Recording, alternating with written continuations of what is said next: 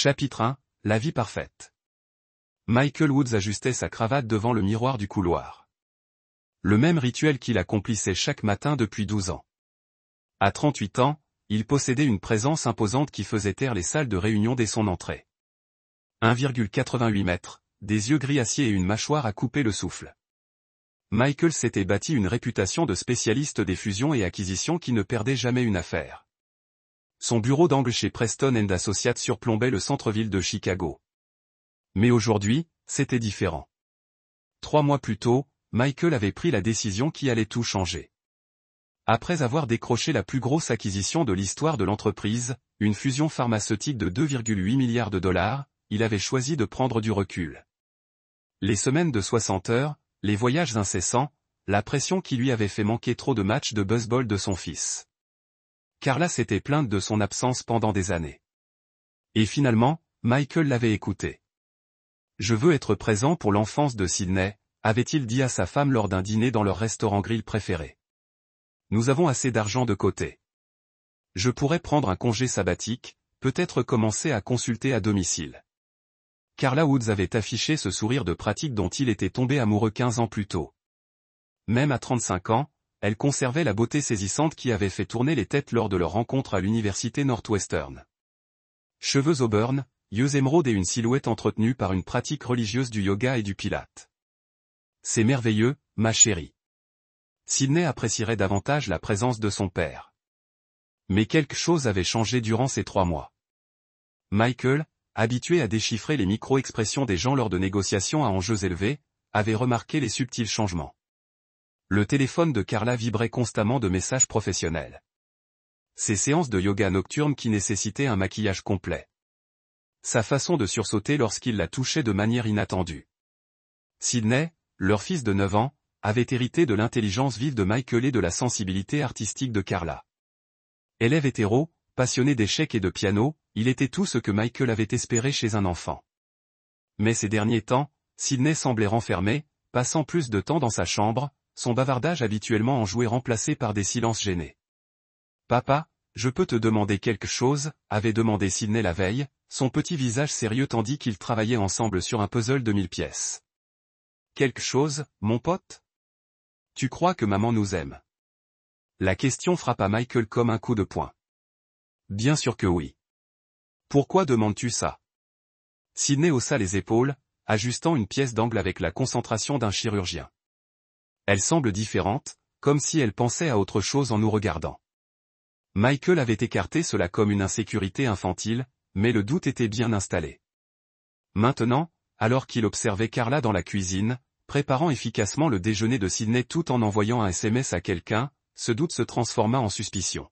« Encore une matinée matinale à l'atelier ?» demanda Michael, remarquant sa tenue professionnelle. Un chemisier en soie et un pantalon tailleur qui semblait excessif pour donner des cours d'art au centre communautaire. Une réunion du conseil d'administration, répondit Carla sans lever les yeux. Les nouvelles propositions de financement pourraient prendre du retard. Alors, est-ce que tu peux gérer le ramassage de Sydney si l'école appelle ? Bien sûr. Michael étudia son visage, cherchant des indices qu'il avait appris à reconnaître au cours d'innombrables réunions professionnelles. La légère tension autour de ses yeux. La façon dont sa respiration changeait lorsqu'elle mentait. Tout était là. Sydney bondit dans la cuisine. Son sac à dos en bandoulière. Le métal du tournoi d'échecs brillait sur sa veste. « Papa, tu viens à mon match aujourd'hui ? » « Je ne raterai pas ça, » dit Michael en ébouriffant les cheveux noirs de son fils. « Ton adversaire ne comprendra pas ce qui lui arrive. » Carla leva les yeux de son téléphone, l'irritation se lisant sur son visage. « Michael, tu ne devrais peut-être pas lui remplir la tête d'autant d'assurance. Ce n'est pas sain. » La remarque le blessa. Michael n'avait jamais connu son propre père qui avait abandonné la famille quand Michael avait 7 ans. Il avait juré d'être différent, d'être présent, de renforcer la confiance de son fils plutôt que de la détruire. Carla le savait, elle l'avait soutenu pendant des années. Sa critique lui semblait trahir tout ce qu'ils avaient convenu. La confiance n'est pas le problème, répondit Michael d'un ton neutre. Le doute, si. Le téléphone de Carla vibra de nouveau. Elle y jeta un coup d'œil et, l'espace d'un instant, son visage se transforma en un doux sourire, celui qu'elle adressait à Michael lorsqu'ils étaient jeunes mariés. Puis elle se souvint où elle était et le masque reprit sa place. « Je dois y aller », dit-elle en attrapant ses clés et son sac à main. Elle embrassa le front de Sidney, un baiser superficiel qui l'atteignit à peine. « Sois gentil avec ton père. » Pas de bisous pour Michael. Non. Je t'aime ou à ce soir. Juste le claquement de ses talons sur le parquet et le bruit de sa Mercedes quittant l'allée. Papa. La voix de Sidney était faible. On peut faire des crêpes? Michael regarda son fils. Vraiment. 9 ans et déjà en train d'apprendre que l'amour n'est pas garanti. Que les personnes censées te protéger peuvent disparaître sans prévenir. Pas sous la surveillance de Michael. Des crêpes, dit Michael en retroussant ses manches. Mais on parle de pancakes aux pépites de chocolat. La mère la plus gentille dit que ça pourrit les dents. Sidney ricana. Le premier rire sincère que Michael entendait de lui depuis des semaines. Alors qu'ils travaillaient ensemble dans la cuisine, mélangeant la pâte et discutant du ratio optimal pépites de chocolat pancake, Michael fit une promesse silencieuse. Quoi qu'il arrive à Carla, quel que soit le jeu auquel elle se livre, il protégerait son fils. Et si elle trahissait leur famille, si elle détruisait la vie qu'ils avaient construite ensemble, elle apprendrait que Michael Woods n'était pas homme à pardonner facilement. Il passerait sa carrière à démanteler des entreprises et à les reconstruire plus solides. Si nécessaire, il ferait de même avec son mariage. La matinée se passa paisiblement. Père et fils parlaient de tout et de rien. La stratégie d'échec de Sidney, la possibilité d'un voyage en famille à Yellowstone, la possibilité que des extraterrestres jouent aux échecs, des conversations normales qui semblaient précieuses dans leur simplicité. À 11h47, le téléphone de Michael. Système d'inscription de l'hôtel montrerait B. Patterson dans la chambre 847, mais la politique l'a empêché de révéler les informations des clients. Il y a peut-être eu une mauvaise communication, a suggéré le concierge diplomatiquement. Peut-être y a-t-il. Allison accepta, son ton affûté. Serait-il possible pour vous d'appeler la salle 847 et de vous demander si Monsieur Patterson attend le docteur Allison Pearson? Le concierge a fait l'appel à contre-cœur. Michael pouvait le voir parler dans des tons silencieux que d'attendre une réponse. Quand il a raccroché, son expression était celle d'un homme qui préfère être ailleurs. L'invité de la chambre 847 dit qu'il ne s'attend à personne et ne demande pas à ne pas être dérangé. Le sang-froid d'Allison a légèrement craqué, juste assez pour paraître authentique plutôt que théâtral. Je vois. Eh bien, c'est éclairant. Elle se détourna du bureau, sortant son téléphone et composant un numéro. Michael pouvait l'entendre clairement dans la conversation. Brett, c'est Allison. Je suis dans le hall de l'hôtel Drake qui vous cherche. Que voulez-vous dire que vous êtes le bureau? Vous m'avez dit de vous rencontrer ici pour boire un verre. Non, je suis certain de l'emplacement. Salle 8h47, vous avez dit. Michael a regardé d'autres invités dans le hall, se tournant pour observer le drame qui se déroule.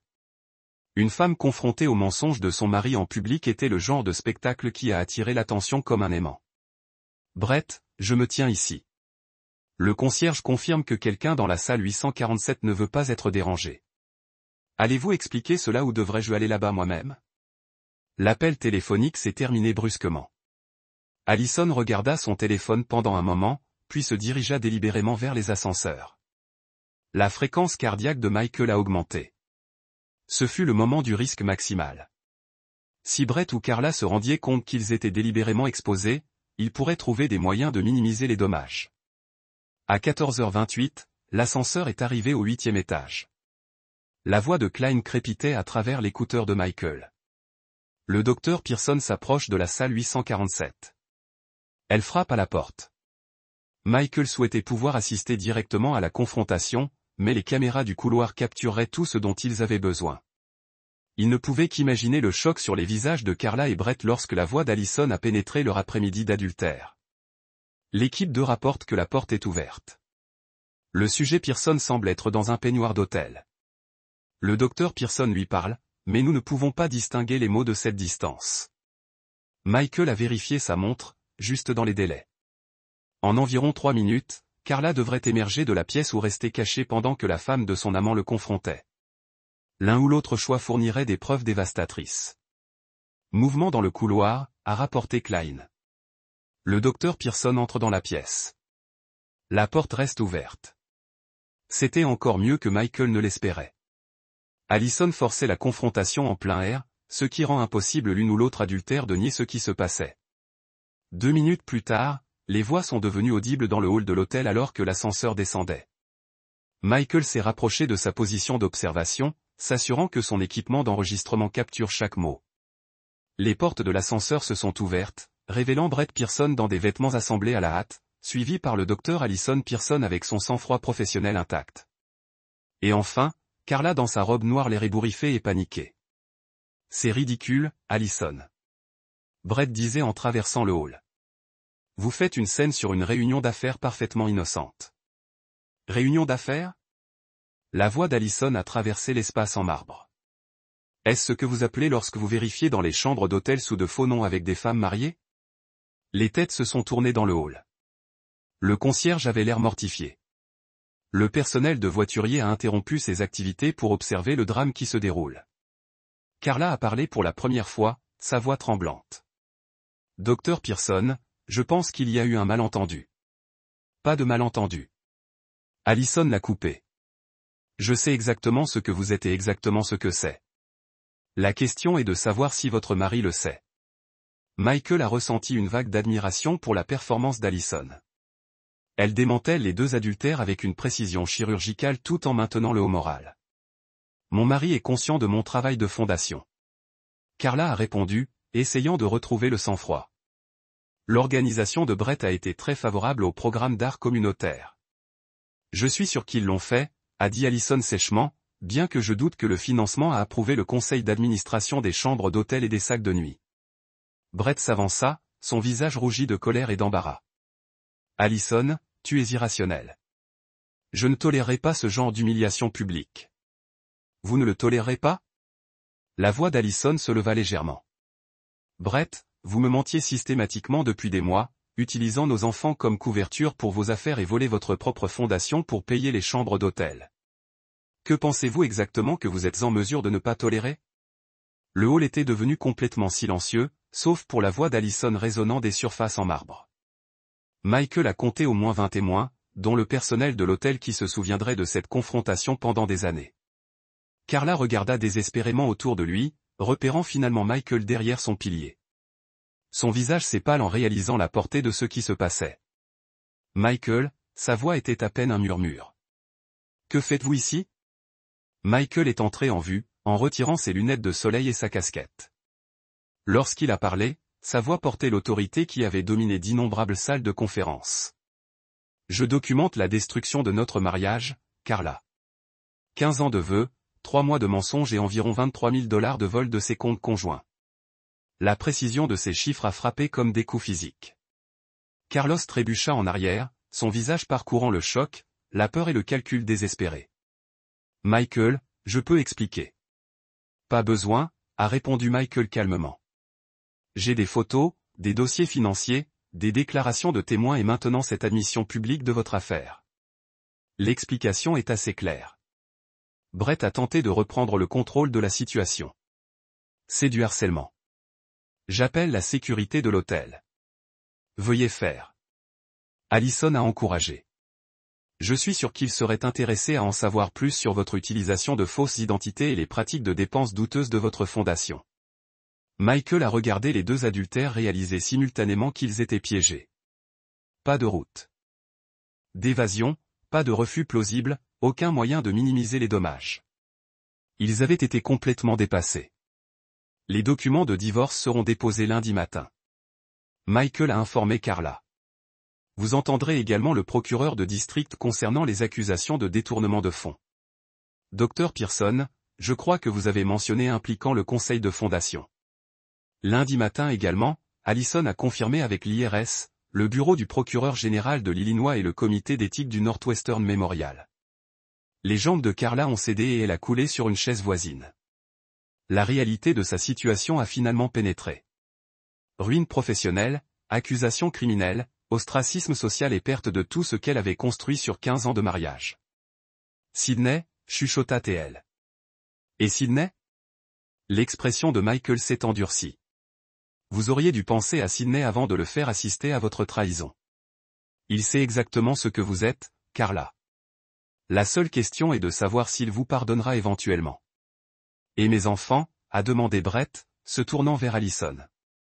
Nous apprendrons que les actions ont des conséquences, a répondu Allison. Ensemble, il a dit au couple vaincu. Vous l'avez certainement gagné. Alors que Michael s'éloignait de l'épave de son mariage. Il a senti quelque chose qu'il n'avait pas vécu depuis des mois. La paix. La guerre était terminée. La justice avait été rendue gratuite. Le chapitre 8. Document de divorce déposé citant l'adultère, l'abandon et la conversion des actifs matrimoniaux. La plainte pénale concernant le détournement de Carla a été soumise au bureau du procureur du comté de Cook dans les heures.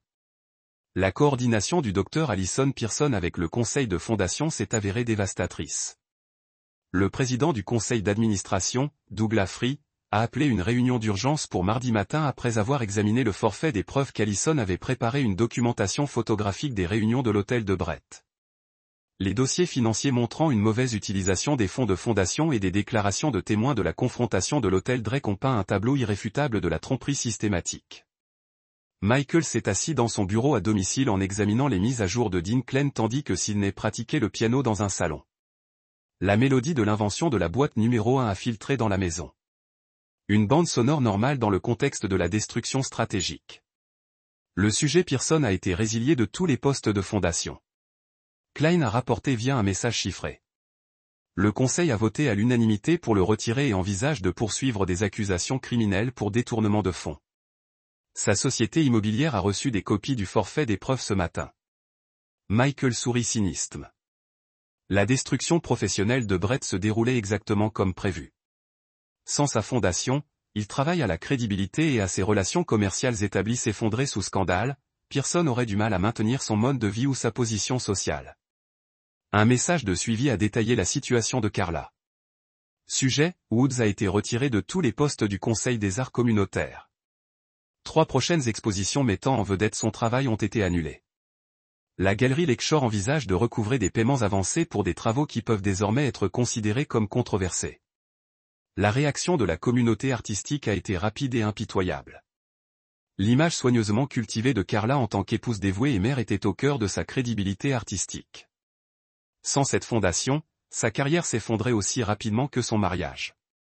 Sidney a terminé sa pratique du piano et s'est promené dans le bureau, s'installant sur la chaise en cuir en face du bureau de Michael. À 9 ans, il possédait une capacité troublante à lire les humeurs et les situations adultes. « Papa, maman a appelé mon école aujourd'hui », a déclaré Sidney sans préambule. Elle voulait venir me chercher tôt. L'attention de Michael s'est affûtée. « Que leur avez-vous dit ? » J'ai dit à Madame Fleming que je voulais seulement rentrer chez moi avec vous. Elle a dit que c'était bien parce que tu es mon principal tuteur maintenant. Michael avait déposé une demande d'urgence la garde dans le cadre de la procédure de divorce, citant le modèle de Carla d'impliquer Sidney dans son adultère et le traumatisme émotionnel qu'il avait vécu. Le tribunal avait accordé une garde temporaire. En attendant une audience complète. « Comment vous sentez-vous à ce sujet ?» demanda attentivement Michael. Sidney était calme pendant un moment, son jeune visage sérieux. « Je suis triste que maman ait fait de mauvais choix, mais je suis content que vous me protégiez de avoir à voir des choses que je ne devrais pas voir. » La maturité de sa réponse a été déchirante.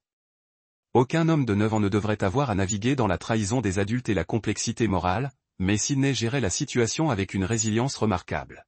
« Voulez-vous parler de tout ce que vous avez vu ou entendu ce jour-là » Michael a offert. L'homme de la voiture de maman a continué à regarder sa montre, a déclaré Sidney pensivement. Comme s'il était inquiet pour quelque chose. Et maman a continué à lui toucher le bras quand elle lui parlait. Cela m'a fait me sentir bizarre à l'intérieur. Ce sentiment était votre instinct qui vous disait que quelque chose n'allait pas. Michael a expliqué. Il est important de faire confiance à ses sentiments. Est-ce pour cela que vous vous êtes en colère ?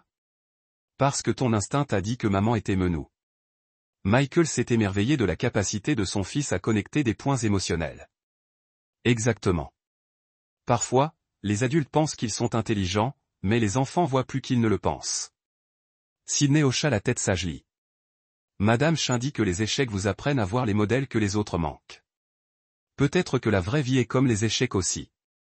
Comment oui ? Comme maman et cet homme pensaient qu'il gagnait parce qu'il gardait des secrets. Mais vraiment, vous installiez un piège qu'il ne pouvait pas voir. Michael a ressenti une vague de fierté dans la pensée analytique de son fils. Qu'est-ce qui vous a fait réaliser cela?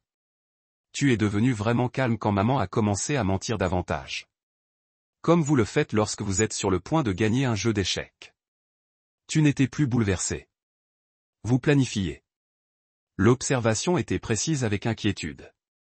Michael était en effet passé de la réaction émotionnelle à la planification stratégique une fois qu'il a décidé de détruire complètement les deux adultères. Sydney, j'ai besoin que vous compreniez quelque chose d'important. Michael dit sérieusement. Ce que j'ai fait à votre mère et à Monsieur Pearson était nécessaire pour protéger notre famille. Mais ce n'est pas quelque chose que j'ai apprécié. Parfois, être fort signifie faire des choses difficiles pour de bonnes raisons. Comprendre, a répondu Sydney. Comme quand vous devez prendre des médicaments qui ont un goût mauvais pour aller mieux. Exactement comme ça. Ils ont été interrompus par le téléphone de Michael. Le nom du docteur Allison Pearson est apparu à l'écran. Docteur Pearson. Michael a répondu formellement. La réunion du conseil d'administration de la fondation est terminée. A rapporté Allison. Brett a été interrompu immédiatement. Il poursuit également des accusations criminelles et le recouvrement civil des fonds erronés. De combien d'expositions parlons-nous? Environ 180 000 $ en dépenses douteuses au cours des 2 dernières années. L'IRS ouvre une enquête officielle. Michael a sifflé bas. La fraude fiscale fédérale a entraîné de graves sanctions, y compris potentiellement une peine de prison. La destruction de la laine était plus complète que Michael n'avait prévu à l'origine. Et votre situation personnelle? Demanda Michael. Document de divorce déposé ce matin. Cust a vu accordé pour les enfants. Brett reste actuellement chez son frère parce que j'ai changé les serrures.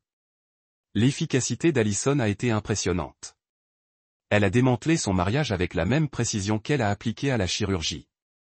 Des regrets? Demanda Michael. Aucun. Mes enfants ont demandé pourquoi papa avait des ennuis et je leur ai dit qu'il avait été malhonnête des choses importantes. Ils semblent soulagés de comprendre pourquoi notre famille a été si tendue ces derniers temps. Les enfants ont toujours su quand leurs parents vivaient des mensonges.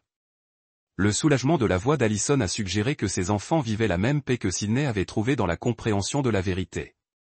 Allison, je veux que vous sachiez que travailler avec vous a rendu cela possible. Je n'aurais pas pu atteindre ce niveau de justice seule. C'était nécessaire, répondit-elle simplement. Ils pensaient pouvoir détruire nos familles sans conséquence. Ils avaient tort. Après avoir terminé l'appel, Michael a remis son attention à Sydney, qui avait écouté avec le foyer intense qu'il a appliqué au problème de poitrine. Papa, le docteur Pearson est-il d'accord? Elle est forte comme toi. Parfois, lorsque de mauvaises choses se produisent, des gens forts s'entraident mutuellement à résoudre les problèmes. Vous et le docteur Pearson allez être amis maintenant? Michael a soigneusement examiné la question. Nous nous sommes aidés à traverser une situation difficile, mais maintenant nous devons tous les deux nous concentrer sur la reconstruction de nos propres familles. Sydney hocha la tête. Comprendre la distinction, comme des coéquipiers qui travaillent ensemble pour un jeu mais jouer pour différentes équipes généralement. C'est une analogie parfaite. L'ordinateur portable de Michael a sonné avec un email entrant de Dean Klein. La ligne d'objet indiquait « Rapport final, Opération Justice ». Le résumé de Klein était complet et satisfaisant. Les deux cibles ont été professionnellement détruites, financièrement compromises et socialement ostracisées. Des enquêtes pénales se produisaient contre Brett et Carla. L'affaire avait été exposée si complètement que la reconstruction de leur réputation serait impossible. Plus important encore, Michael et Allison avaient maintenu le terrain moral élevé tout au long du processus. Ils avaient simplement révélé la vérité sur le comportement de leurs conjoints et permis aux conséquences naturelles de se dérouler. La beauté de cette opération, a noté Klein dans son résumé, est que vous ne les avez pas détruits. Vous supprimez simplement les mensonges qui les protégeaient des conséquences de leur propre choix. Michael a sauvé le rapport et a fermé son ordinateur portable. La guerre était officiellement terminée. Maintenant est venue une tâche plus difficile de construire une vie meilleure pour Sydney et lui-même. Papa. La voix de Sydney a interrompu ses pensées. Quand les gens vous trahissent, tu leur pardonnes jamais? La question coupait à le cœur de tout ce qui s'était passé. Michael a soigneusement choisi ses paroles. Le pardon est compliqué, mon pote. Certaines personnes font des erreurs et les regrettent véritablement. Ces gens méritent des secondes chances. Mais certaines personnes font des choix calculés pour blesser les autres, et ils regrettent seulement de se faire prendre. Quel genre était maman? Michael a regardé le visage sérieux de son fils, voyant l'intelligence et la force qui le serviraient bien tout au long de la vie. Votre mère a fait des choix sur plusieurs mois. Elle a eu de nombreuses occasions de s'arrêter et de faire la bonne chose. Au lieu de cela, elle a continué à mentir et à voler et à vous impliquer dans sa tromperie. Donc, c'est le deuxième genre. J'ai peur tellement. Sidney était silencieux pendant plusieurs minutes, traitant cette dure réalité. Quand il a parlé à nouveau, sa voix était stable. Ensuite, je ne pense pas non plus que je veux lui pardonner. Pas maintenant. Quoi qu'il en soit, Michael a ressenti son chagrin pour l'innocence perdue de son fils, mais aussi la fierté du raisonnement moral clair de Sidney. À 9 ans, il a compris les concepts de loyauté et de conséquences avec lesquels de nombreux adultes ont eu du mal. C'est votre choix à faire, dit doucement Michael. Et tu n'as pas à décider pour toujours maintenant. Les gens peuvent également changer et les sentiments peuvent également changer. Mais vous ne la reprendrez pas. Jamais. Michael a répondu avec une certitude absolue. Certaines lignes une fois croisées ne peuvent pas être coiffées. Sidney hocha la tête, apparemment satisfait de cette réponse. Ils se sont assis ensemble dans un silence confortable alors que la lumière du soir s'estompait devant les fenêtres du bureau de Michael. Le téléphone a sonné à nouveau. Cette fois, l'idée de l'appelant a montré le numéro de Carla. Michael a refusé l'appel sans hésitation. Quoi qu'elle voulait dire, des excuses, des explications, des tentatives désespérées de réconciliation. Il n'avait aucun intérêt à entendre. Carla Woods avait fait ses choix. Maintenant, elle vivrait avec les conséquences. La justice avait été rendue. L'avenir appartenait au fort. Chapitre 9. Nouveau début. 6 mois plus tard, Michael se tenait dans le public du championnat d'échecs de l'Illinois State, en regardant Sidney analyser sa position dans le dernier match. Son fils avait dépassé toutes les attentes, avançant le tournoi après tournoi avec la précision méthodique d'un stratège chevronné. Le garçon en face de Sidney était plus âgé et plus expérimenté. Mais Michael pouvait voir la confiance dans la posture de son fils. Sidney pensait à 5 mouvements devant, voyant des modèles que son adversaire ne pouvait pas reconnaître. Patient dans son exécution d'une stratégie gagnante. Il a cela, chuchota Tom Serre, un autre. Parent dont le fils avait été éliminé en demi-finale. Sidney joue comme un ordinateur. Pas d'erreurs émotionnelles, juste une logique pure. Michael hocha la tête, fierté gonflant dans sa poitrine. Les 6 derniers mois avaient transformé le père et le fils. Sidney avait canalisé son expérience de la trahison des adultes dans une compréhension de la nature humaine qui le sert bien dans les échecs compétitifs. Il pouvait lire les adversaires psychologiques raconter, exploiter leur impatience et maintenir le sang-froid sous pression. Checkmat, a annoncé Sidney tranquillement, déplaçant sa reine en position pour le coup final. La salle du tournoi a éclaté en applaudissements alors que Sidney est devenu le plus jeune joueur à remporter le championnat d'État de l'Illinois dans sa division. Michael a poussé à travers la foule pour embrasser son fils. Tous deux souriant avec la joie d'une victoire durement gagnée. « Je suis fier de toi, champion. » dit Michael, soulevant Sidney de ses pieds dans un câlin nu. « J'ai utilisé le gambit de la reine ouvrant que vous m'avez appris, » Sidney rayonnait.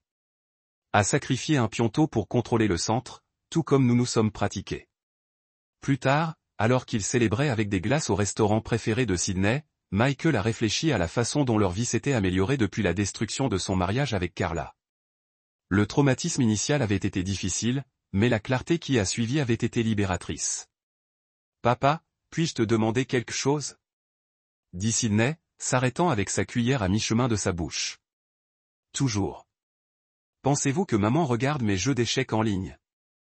La question a rattrapé Michael Orgard. Les tournois de Sidney étaient parfois en bois, et il était possible que Carla suivait ses progrès de la vie qu'elle avait construite après une chute spectaculaire de la grâce. « Est-ce que cela vous importe si elle le faisait ?» demanda soigneusement Michael. Sidney le considérait sérieusement. « Je pense que cela me rendrait triste, non pas parce qu'elle me manque, mais parce qu'elle a abandonné le droit d'être fière de moi. » La maturité de sa réponse était magnifique. À 9 ans, Sydney avait développé un cadre moral qui manquait. Il a compris les conséquences, la loyauté et la différence entre l'amour et le comportement destructeur. C'est une façon très sage d'y penser, a déclaré Michael. Je l'ai appris en vous regardant, Sydney a répondu en fait. Vous m'avez appris qu'aimer quelqu'un ne signifie pas accepter ses mauvais choix. Le téléphone de Michael a bourdonné. Un SMS du docteur Alison Pearson a vu le championnat de Sydney aux nouvelles. Félicitations à vous deux. Au cours des derniers mois, Michael et Alison avaient maintenu un contact minimal, de brèves mises à jour sur les procédures judiciaires, une coordination sur les événements scolaires depuis que leurs enfants ont fréquenté le même club d'échecs, avec l'aimable autorisation entre anciens alliés. Leur partenariat de mariage et de mariage avait atteint ses objectifs, mais tous deux ont compris l'importance de reconstruire séparément. Le docteur Pearson dit « Félicitations », a déclaré Michael à Sydney. Comment vont ses enfants? Très bien, d'après ce que j'entends. Parfois, les expériences difficiles rendent les familles plus fortes lorsqu'elles sont gérées correctement. Sydney hocha la tête, comprenant la référence à leur propre situation. Le traumatisme de la trahison de Carla avait finalement rapproché le père et le fils, créant un lien basé sur le respect mutuel plutôt qu'une simple biologie. Le téléphone de Michael a sonné alors qu'il rentrait chez eux. Le nom de Dean Klein est apparu à l'écran. Michael, j'ai une mise à jour sur la situation de Pearson que vous pourriez trouver intéressante. Allez-y, Brett Pearson a été condamné cet après-midi 18 mois à la prison fédérale pour fraude fiscale et détournement de fonds. Il doit également 340 000 $ en restitution à la fondation. Michael ressentait une sombre satisfaction. Le système juridique avait fonctionné exactement comme conçu, punissant des délits financiers avec une gravité appropriée. La destruction de Brett était maintenant complète et officielle. Qu'en est-il de la situation de Carla? Cours de plaidoyer accepté. 6 mois à domicile, une probation de 2 ans et une restitution complète des actifs conjugaux volés. Elle devra également effectuer un service communautaire et des conseils financiers. La phrase semblait légère par rapport à celle de Brett, mais Michael a compris les considérations pratiques. Carlo était un délinquant pour la première fois avec un enfant mineur, des facteurs qui entraînaient généralement des pénalités réduites. Un mot sur sa situation de vie? Elle loue un studio à Wicker Park, travaillant à temps partiel dans un collège communautaire, enseignant des cours d'art de base. Style de vie très différent de ce à quoi elle est habituée. Michael n'a ressenti aucune sympathie pour sa situation réduite. Carla avait choisi de détruire sa famille pour l'excitation d'une liaison avec un adultère en série. Elle vivait exactement la vie qu'elle avait gagnée grâce à ses choix. Après avoir terminé l'appel, Michael a jeté un coup d'œil à Sydney dans le rétroviseur. Son fils étudiait la notation d'échecs dans un programme de tournoi, analysant déjà des jeux pour des opportunités d'amélioration. Sydney, vous êtes-vous déjà demandé à quoi ressemblerait votre vie si maman n'avait pas fait ses mauvais choix? Sydney leva parfois les yeux de son programme. Mais je pense à notre force maintenant et à combien nous nous faisons confiance, et je pense que c'est peut-être mieux. Mieux comment? Avant, j'étais toujours inquiet pour les choses que je ne pouvais pas comprendre. Maintenant, je sais que tu me diras toujours la vérité, même quand c'est difficile. Cela semble plus sûr. Michael sentit sa gorge se resserrer d'émotion. Son fils avait appris des leçons sur la confiance et l'intégrité qui le serviraient tout au long de la vie. Le prix avait été élevé, mais les fondations qu'ils avaient construites ensemble étaient inébranlables. Alors qu'ils arrivaient dans leur allée, Michael a pris une décision qui se formait depuis des semaines. Comment vous sentiriez-vous de déménager dans un endroit nouveau? Il a demandé. Peut-être le Colorado ou la Caroline du Nord. Un endroit où nous pourrions avoir un nouveau départ. Les yeux de Sydney se sont allumés d'excitation. Vraiment? Comme une aventure totale. Comme une aventure totale. Nouvelle maison, nouvelles écoles, nouveau club d'échecs à dominer. Pouvons-nous avoir un chien? Michael rit. Le premier sont véritablement insouciants qu'il avait émis en plus d'1 an. Nous pouvons certainement obtenir un chien.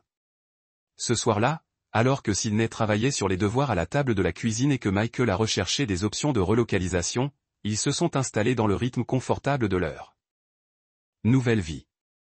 Pas de tension, pas de mensonges, pas de marche sur des coquilles d'œufs autour de quelqu'un dont la loyauté a été divisée. L'ordinateur portable de Michael a sonné avec un email d'une société de recrutement exécutive à Denver.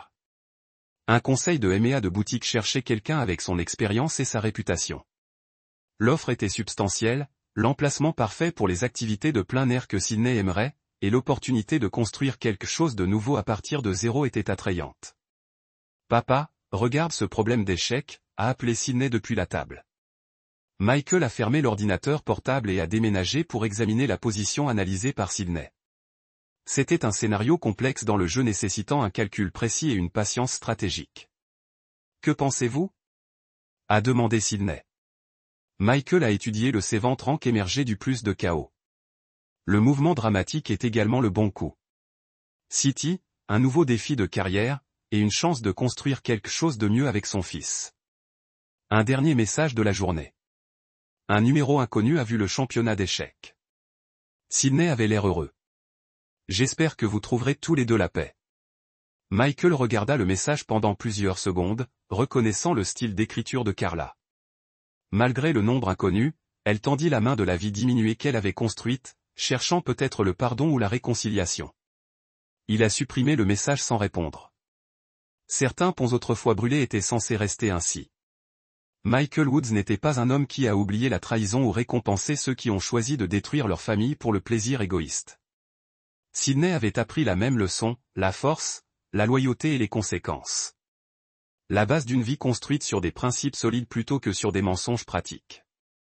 Michael a éteint son téléphone et a commencé à planifier leur déménagement au Colorado.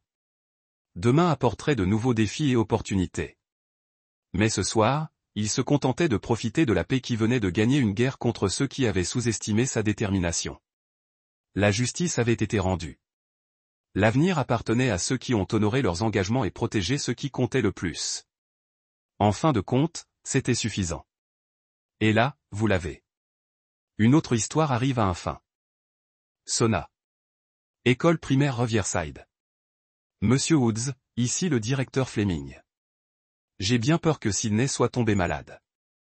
Il a vomi en classe et te demande. Peux-tu venir le chercher? Michael était déjà en train de chercher ses clés. J'arrive. Chapitre 2. Les images.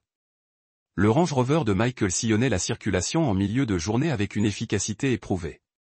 Sydney était rarement malade, et quand il l'était, c'était généralement accompagné de fièvre ou d'autres symptômes évidents. C'était différent, soudain et inexplicable. L'école primaire Riverside se trouvait dans l'un des quartiers les plus prestigieux de Chicago. Sa façade en briques rouges et son jardin soigné reflétaient les frais de scolarité élevés que Michael payait pour l'éducation de Sydney. Le bâtiment bourdonnait du chaos maîtrisé d'une journée d'école en cours. Des voix d'enfants résonnaient dans les salles de classe tandis que Michael Strode s'emparait du bureau principal.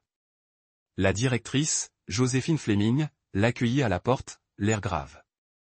Une femme d'une cinquantaine d'années, aux cheveux gris acier, avait l'allure de quelqu'un habitué à gérer les situations difficiles. Elle fit signe à Michael de la suivre dans le couloir. « Comment va-t-il » demanda Michael, son allure s'harmonisant avec la sienne. Physiquement, il semble aller bien maintenant. Pas de fièvre, pas d'autres symptômes. Mais monsieur Woods, il y a autre chose dont nous devons discuter. Ils passèrent devant l'infirmerie où Michael pouvait voir Sydney assis sur un lit, pâle mais alerte. Le visage du garçon s'illumina en voyant son père. Mais il y avait autre chose dans ses yeux. Un soulagement mêlé à une émotion que Michael ne parvenait pas à identifier.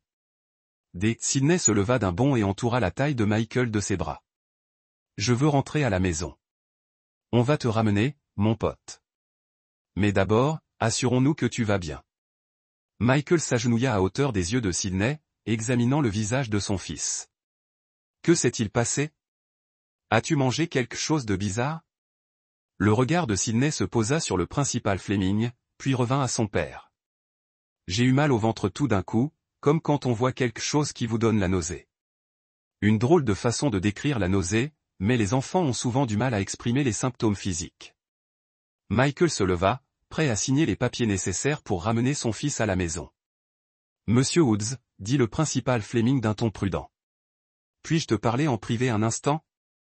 Michael jeta un coup d'œil à Sydney, qui s'était réfugié dans son lit. Quelque chose clochait, c'était sûr. Mon pote, peux-tu attendre ici avec l'infirmière Williams pendant que je parle à Madame Fleming? Sydney hocha la tête, mais Michael perçut l'inquiétude sur le visage de son fils. Quoi qu'il se soit passé, c'était plus qu'une simple gastro. La proviseure Fleming le conduisit à son bureau, fermant la porte avec précaution. Son bureau était un chaos organisé. Dossier des élèves, planning et une tasse de café sur laquelle était écrit « La proviseure la plus patiente du monde ». Elle ne s'assit pas. Elle alla se placer près de la fenêtre qui donnait sur la cour de récréation. « Monsieur Woods, il y a eu un incident aujourd'hui pendant la récréation. Sydney a été témoin de quelque chose de « Eh bien, c'est compliqué ». La colonne vertébrale de Michael s'est redressée. « Quel genre d'incident ? Votre femme est venue chercher Sydney tôt, vers 10h30.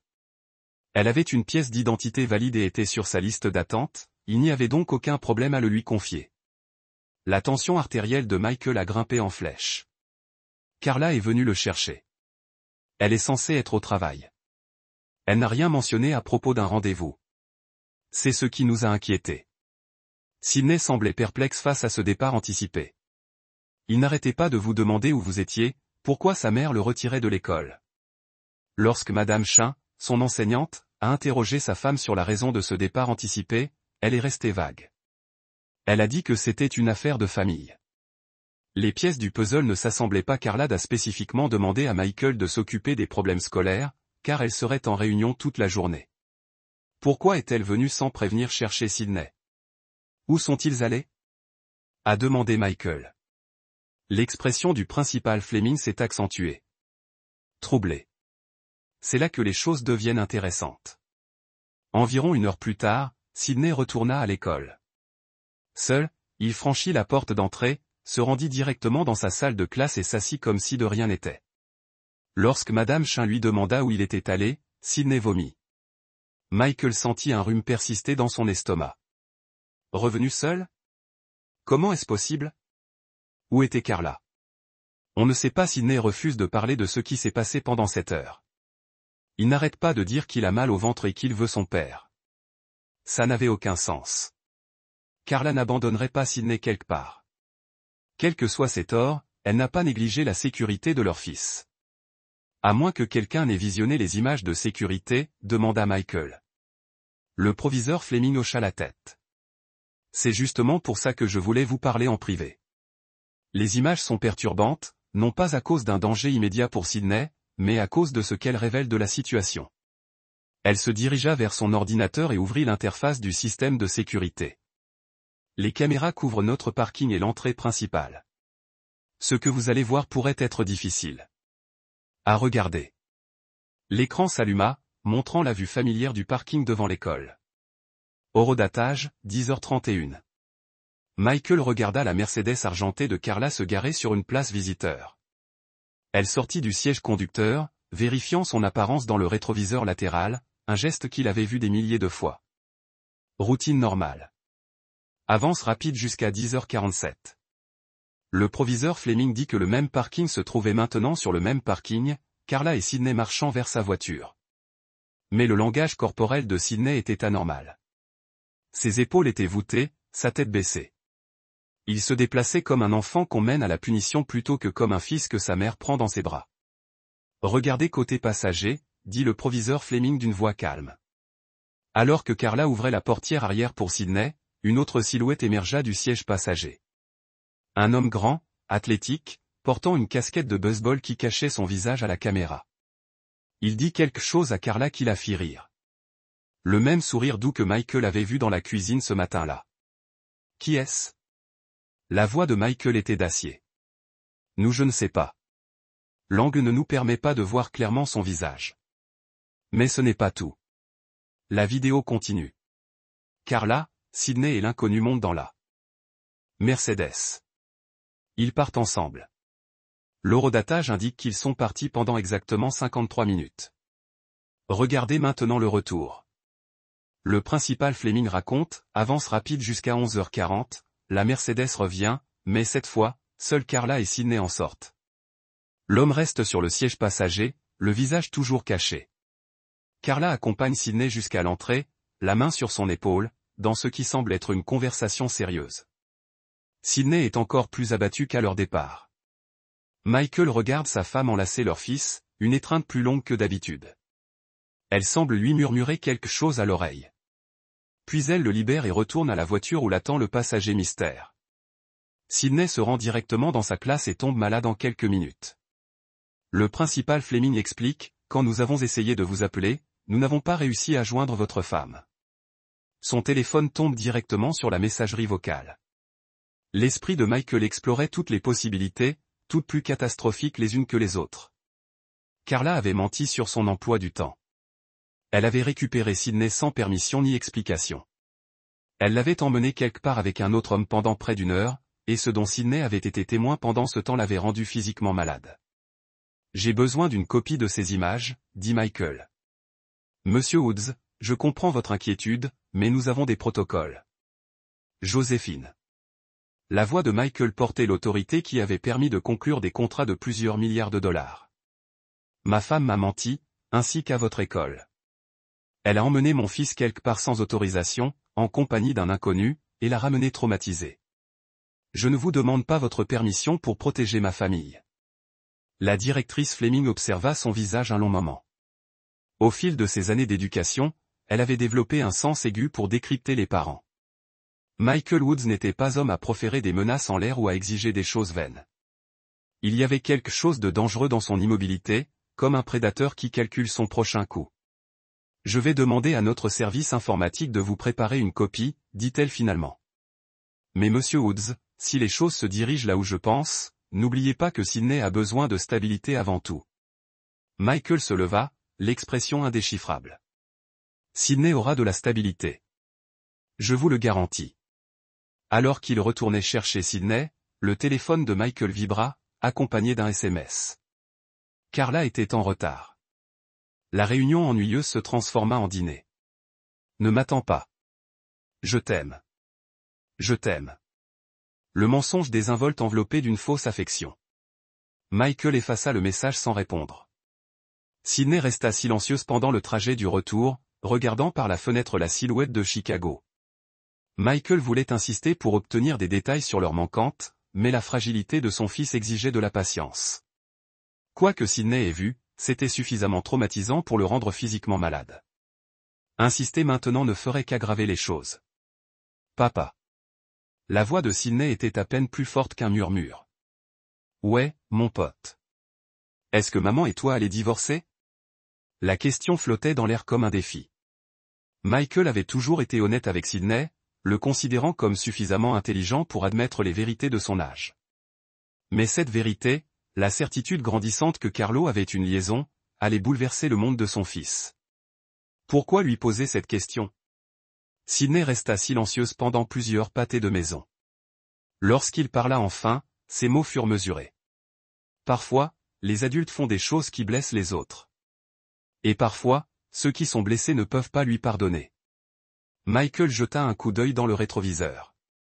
Son fils de 9 ans le fixait avec des yeux qui semblaient plus vieux que prévu. Quoi qu'il arrive entre ta mère et moi, dit Michael prudemment. Ça ne changera pas combien je t'aime, tu le comprends, n'est-ce pas? Sydney hocha la tête. Mais la tristesse dans son expression suggérait qu'il comprenait bien plus que n'importe quel enfant ne devrait le faire. Alors qu'ils s'engageaient dans leur allée, Michael prit une décision. Quel que soit le jeu que jouait Carla, quelle que soit la trahison qu'elle orchestrait, tout était terminé. Il rassemblerait des preuves, comprendrait toute l'ampleur de sa tromperie, puis il agirait. Michael Woods avait bâti sa réputation sur sa capacité à ne jamais perdre. Il n'avait pas l'intention de commencer maintenant. Chapitre 3. Le plan prend forme. Ce soir-là, Michael était assis dans son bureau à domicile, les images de sécurité tournant en boucle. Image par image, il analysait chaque détail du mystérieux passager de la voiture de Carla. La silhouette de l'homme suggérait une trentaine ou une quarantaine d'années. Athlétique mais pas massif. Des chaussures de marque étaient visibles lorsqu'il était sorti brièvement. Une alliance à la main gauche, un détail qui fit serrer la mâchoire de Michael. Sydney dormait à l'étage, épuisé par là le traumatisme émotionnel de la journée. Michael avait passé une heure à lire avec lui, laissant son fils décompresser avec des histoires familières de chevaliers et de dragons. Des histoires simples où les héros gagnaient toujours et où les méchants étaient facilement identifiables. Si seulement la vraie vie offrait une telle clarté. À 21h47, la Mercedes de Carla s'arrêta dans l'allée. Michael minimisa la vidéo et prit un magazine économique, s'installant dans son fauteuil en cuir comme s'il avait lu toute la soirée. Le bruit de ses talons sur le marbre de l'entrée résonna dans la maison, chaque clic mesuré et mesuré. « Michael, je suis rentré », appela-t-elle d'une voix faussement claire. Au bureau, il répondit sans lever les yeux d'un article sur la volatilité des marchés qu'il ne lisait pas réellement. Carla apparut dans l'embrasure de la porte, toujours vêtue de la même tenue que le matin, mais avec de subtiles modifications. Son rouge à lèvres avait été refait récemment. Ses cheveux, bien que coiffés avec professionnalisme, laissaient entrevoir des signes de toucher, le genre de légère réflexion qui naît d'un contact intime. « Comment s'est passée la réunion du conseil d'administration » demanda Michael. Son ton était conversationnel. Productif, mais épuisant. « Nous sollicitons une importante bourse artistique, il y a donc beaucoup de documents à fournir. » Elle se dirigea vers la carte du bar intégré et se servit un verre de vin avec l'aisance experte de quelqu'un qui a besoin d'alcool pour maintenir sa performance. Comment allait Sydney? Des problèmes à l'école? La question fut posée avec l'intérêt désinvolte d'une mère vérifiant les choses de la routine. Aucun accusé d'eux. Réception de son enlèvement non autorisé, aucune explication pour le mystérieux passager, aucune inquiétude quant à la raison pour laquelle Sydney était tombée malade. Soit elle était une actrice magistrale, soit elle croyait sincèrement que Michael ignorait les événements de la journée. « Il est tombé malade », dit Michael en observant attentivement sa réaction. « Il a vomi en classe vers midi. J'ai dû aller le chercher. » La main de Carla s'arrêta une fraction de seconde avant de porter le verre de vin à ses lèvres. Pauvre bébé. Se sent-il mieux? Apparemment. L'infirmière pensa que c'était peut-être dû à quelque chose qu'il avait mangé, mais il n'avait pas pris de petit déjeuner avec les aliments habituels. Michael tourna une page de son magazine, conservant l'apparence d'une distraction. Étrange que cela soit arrivé si soudainement. L'estomac des enfants est sensible, répondit Carla en s'installant sur la chaise en face de son bureau. Trop d'excitation. Pas assez de sommeil. Des changements de routine. Nombre de choses peuvent déclencher des nausées. Des changements de routine, comme être récupéré à l'improviste à l'école par une mère censée être en réunion toute la journée, emmener quelque part avec un inconnu et revenir traumatisé. Tu as probablement raison, acquiesça Michael. Il semblait particulièrement perturbé par quelque chose, cependant, et n'arrêtait pas de demander si nous allions divorcer. Cette fois, la réaction de Carla fut plus prononcée. Son verre tinta contre ses dents tandis qu'elle prenait une gorgée hâtive. C'est ridicule. Où a-t-il pu trouver une idée pareille? Les enfants sont perspicaces. Ils perçoivent les tensions, les changements dans la dynamique familiale. Michael leva enfin les yeux de son magazine et la regarda droit dans les yeux. Parfois, il voit des choses que les adultes croient cacher efficacement. L'espace d'un instant, le masque de Carla tomba. La peur traversa son visage avant qu'elle ne reprenne le contrôle. Michael, si tu as quelque chose à dire, dis-le. L'heure de vérité. Michael pouvait la confronter maintenant. Exiger des explications. Forcer la crise à éclater au grand jour. Mais des années de guerre d'entreprise lui avaient appris la patience. L'information, c'était le pouvoir, et il n'en avait pas encore assez pour assurer une victoire totale. Je dis que notre fils s'inquiète pour sa famille, répondit calmement Michael. Et peut-être devrions-nous être plus conscients de l'impact de notre comportement sur lui. Carla se détendit légèrement, interprétant ses paroles comme un conseil matrimonial général plutôt qu'une accusation précise. Tu as raison. On devrait probablement passer plus de temps en famille. Peut-être prévoir quelque chose de spécial pour le week-end. Bonne idée. Michael retourna à son magazine. Je suis sûr que Sydney apprécierait ça. Ils restèrent assis en silence pendant quelques minutes, la tension tacite emplissant l'espace entre eux. Carla termina son vin et s'excusa pour aller se doucher et se préparer à aller au lit. Michael écouta ses pas dans l'escalier, le bruit de l'eau qui coulait dans les canalisations, le rythme familier de sa routine nocturne. Lorsqu'il fut certain qu'elle était occupée, Michael ouvrit son ordinateur portable et commença à faire des recherches sur les détectives privés. Il lui fallait plus que des images de vidéosurveillance et des soupçons. Il lui fallait des preuves irréfutables de sa liaison, des preuves de ses mensonges et, surtout, il devait comprendre l'ampleur de la tromperie. Le premier cabinet de détectives privés qu'il contacta était chaudement recommandé pour les enquêtes conjugales. Discrétion garantie, promettait leur site web. Des preuves qui tiennent la route au tribunal. Michael fixa une consultation pour le lendemain matin. Ensuite, il passa en revue ses comptes financiers, son compte chèque commun, ses économies, ses portefeuilles d'investissement, tous facilement accessibles à Carla.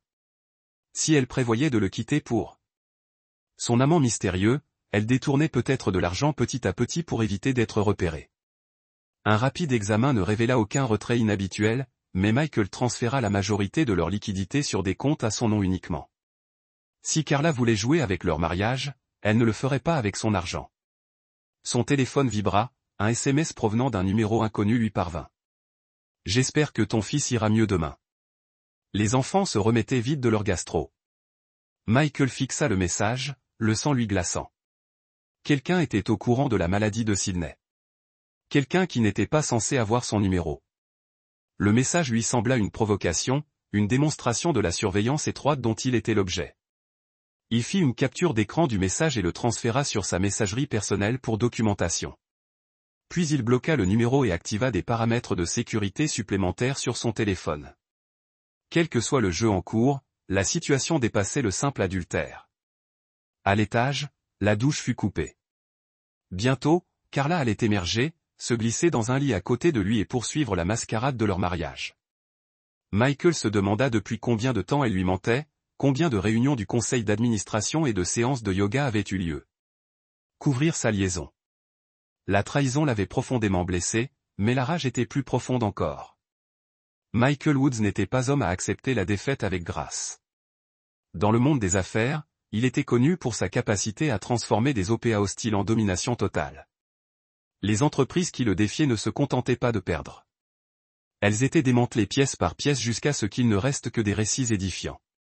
En montant l'escalier menant à sa chambre, Michael commença à élaborer sa stratégie. Première étape, rassembler des preuves exhaustives de l'infidélité de Carla. Deuxième étape, identifier son amant et comprendre ses faiblesses. Troisième étape, les détruire systématiquement tous les deux de manière à rappeler à jamais ce qui est arrivé aux personnes qui ont trahi Michael Woods. Sydney serait protégée tout au long du processus. Quel qu'en soit le prix, Michael veillerait à ce que son fils en ressorte renforcé plutôt que brisé. Le garçon en avait déjà trop vu, trop compris pour son âge. Mais les enfants sont résilients, et Sydney en tirerait de précieuses leçons sur la loyauté, les conséquences et l'importance de choisir ses alliés avec sagesse. Carla était déjà au lit lorsque Michael entra dans leur chambre, la respiration profonde. Même dans ce qui semblait être un sommeil. Mais Michael remarqua la tension dans ses épaules, la façon dont ses yeux bougeaient sous ses paupières closes. Elle était éveillée, à l'écoute, calculant son prochain coup tout comme il calculait le sien. Qu'elle pense qu'elle gagnait. Qu'elle croit que sa tromperie fonctionnait. Aux échecs, les attaques les plus dévastatrices commençaient souvent par une apparente retraite, attirant l'adversaire dans un faux sentiment de sécurité avant de lui porter le coup fatal. Michael avait enseigné ce même principe à Sydney pendant leur partie. Parfois, il faut sacrifier une pièce pour gagner la guerre, avait-il expliqué. L'essentiel est de s'assurer que l'adversaire ne réalise pas qu'il est déjà vaincu avant qu'il ne soit trop tard pour s'échapper. Alors qu'il s'installait dans son lit aux côtés de sa femme allongée, Michael sourit dans l'obscurité.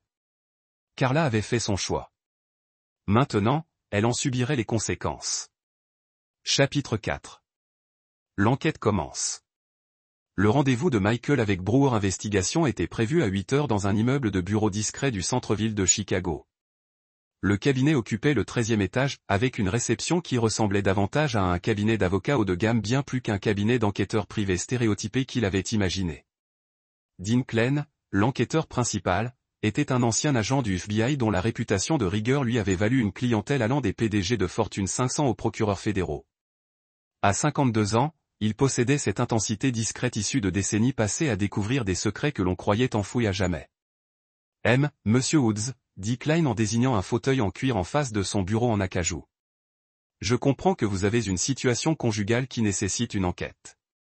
Michael s'était soigneusement préparé à cette conversation. Dans les négociations d'entreprise, la circulation de l'information était cruciale. Partagez suffisamment pour obtenir la coopération, mais ne révélez jamais votre stratégie complète. Ma femme a une liaison. J'ai besoin d'une documentation complète pour une procédure de divorce. Compris. Avez-vous des preuves actuellement?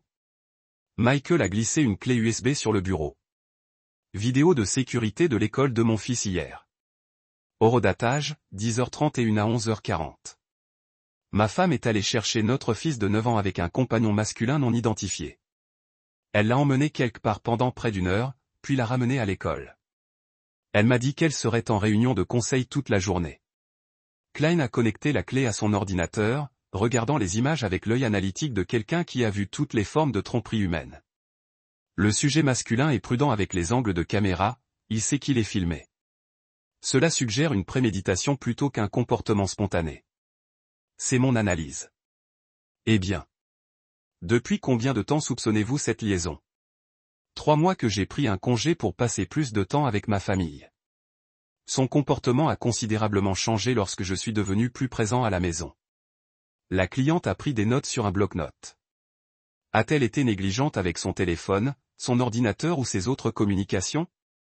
Elle est même devenue plus secrète, a tout protégé par mot de passe, a modifié les paramètres de son téléphone pour empêcher les aperçus de messages. Mais hier soir, j'ai reçu ceci. Michael lui a montré le SMS anonyme concernant la maladie de Sydney. Quelqu'un surveille les activités de votre famille, a observé Klein. Il pourrait s'agir de son amant ou d'un tiers. Nous devrons enquêter sur les 2 possibilités. Michael s'est penché en avant. Je veux une surveillance complète de ma femme. Relevé téléphonique, surveillance des emails, localisation GPS, activités financières, tout ce qui est légal et recevable devant un tribunal. C'est très complet. Êtes-vous prêt à ce que nous pourrions découvrir? Parfois, la vérité est plus dévastatrice que les soupçons. L'expression de Michael s'est durcie. Je suis prêt à tout. Ce que je ne tolérerai pas, c'est d'être pris pour un imbécile alors que mon fils est pris entre 2 feux. Klein a indiqué ses tarifs. C'était conséquent, mais raisonnable compte tenu de l'ampleur du travail. Michael a autorisé le paiement de 2 semaines d'enquête intensive, avec possibilité de prolongation en fonction des résultats. Nous devrons installer un logiciel de suivi sur ces appareils, a expliqué Klein. Cela nécessite un accès physique à son téléphone et à son ordinateur pendant environ 10 minutes chacun. Pas de problème. Elle va au yoga tous les mardis et jeudis soirs. Je peux créer une opportunité. Nous devrons également mettre en place un suivi financier.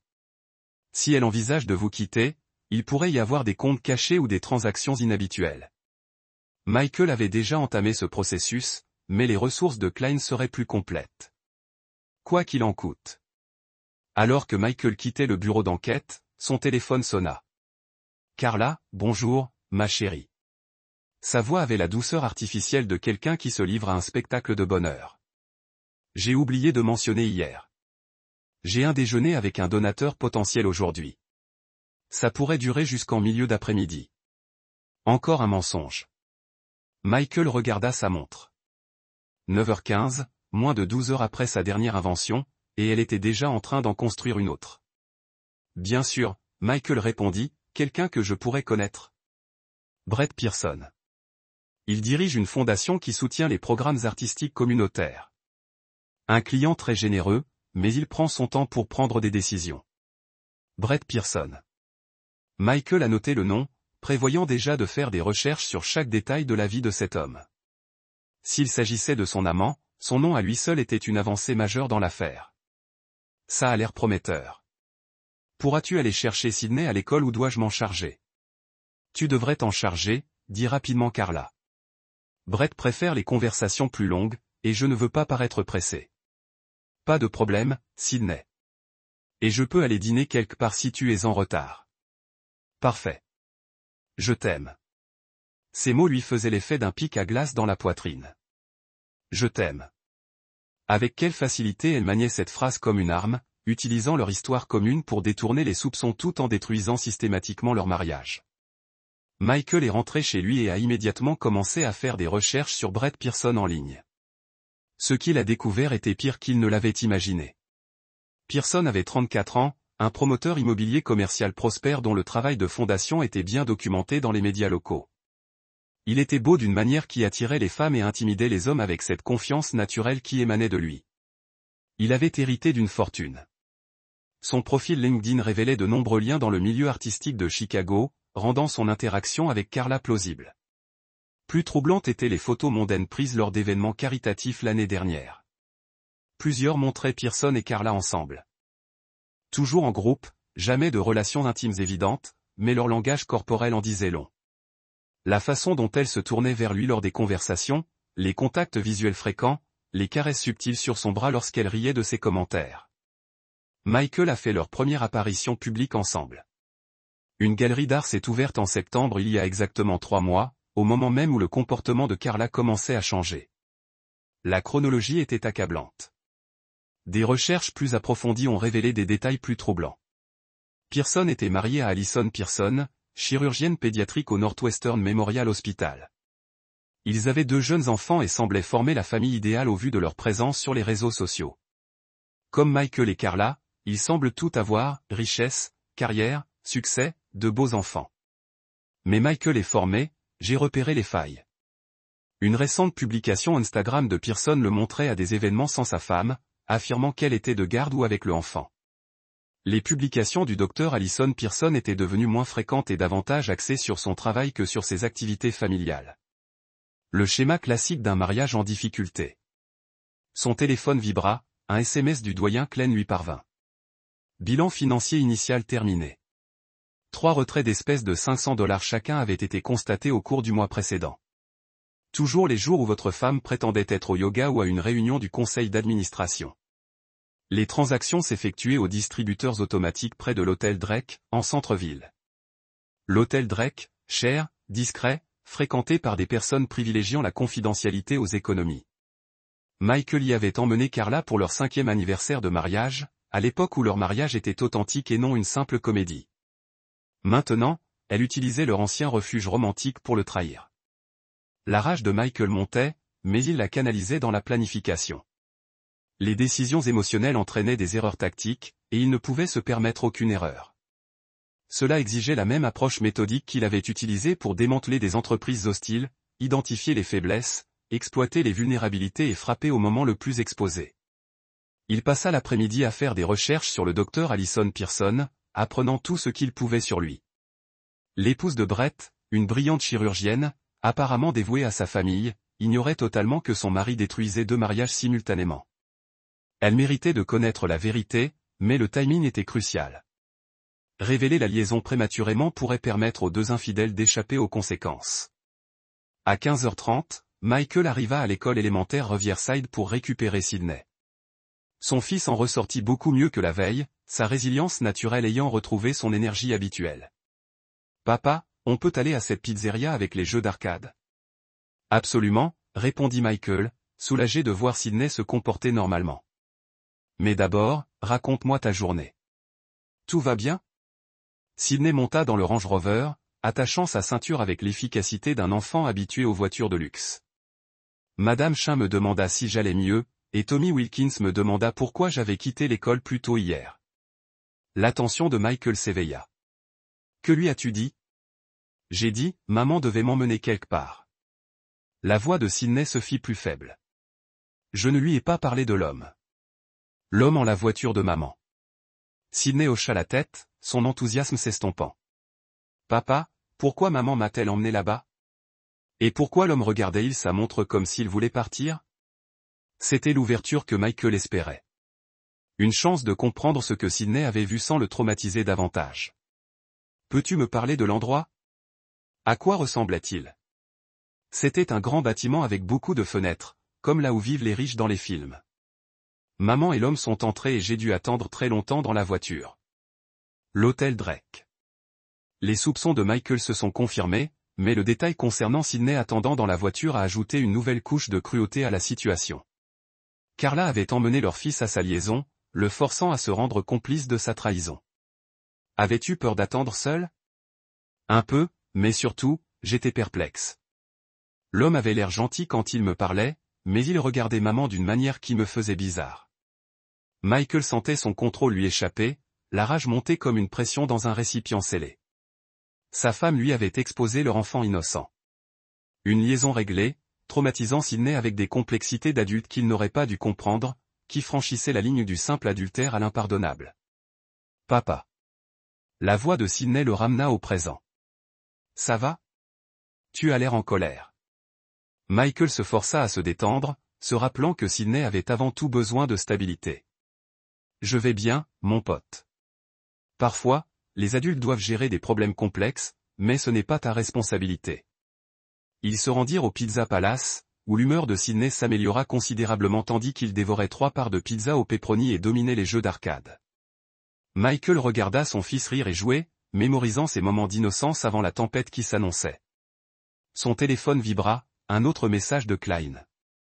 Le GPS du téléphone de la victime la montre à l'hôtel Drake, chambre 847. Même endroit depuis 2 heures. J'ai des agents en position pour des preuves photographiques. Chambre 847. La même suite que Michael avait réservée pour leur anniversaire des années auparavant. Le symbolisme était intentionnel et vicieux. Michael supprima le message et se concentra sur Sydney, qui venait d'atteindre un nouveau sommet. Score sur un simulateur de conduite. Beau travail, champion. Tu deviens bon. J'ai appris des meilleurs.